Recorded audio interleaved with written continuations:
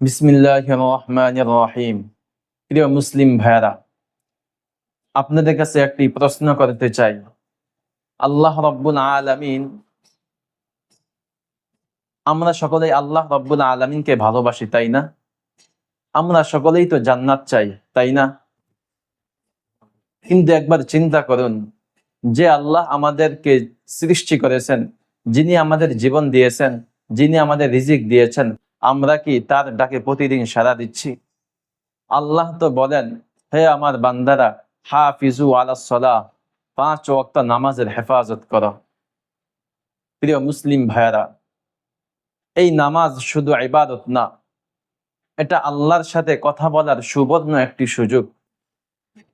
হাদিসের মধ্যে রাসূল সাল্লাল্লাহু আলাইহি ওয়াসাল্লাম বলেন, বান্দা আল্লাহর কাছে সবচেয়ে নিকটবর্তী থাকে ওই সময় যখন বান্দা নামাজের মধ্যে সিজদায় থাকে। আমরা যদি নামাজ না পড়ি, কিয়ামতের ময়দানে আল্লাহর কাছে কি জবাব দিব?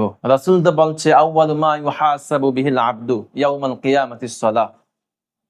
কিয়ামতের ময়দানে সর্বপ্রথম নামাজেরই হিসাব হবে। আর নামাজ হলো জান্নাতের চাবি।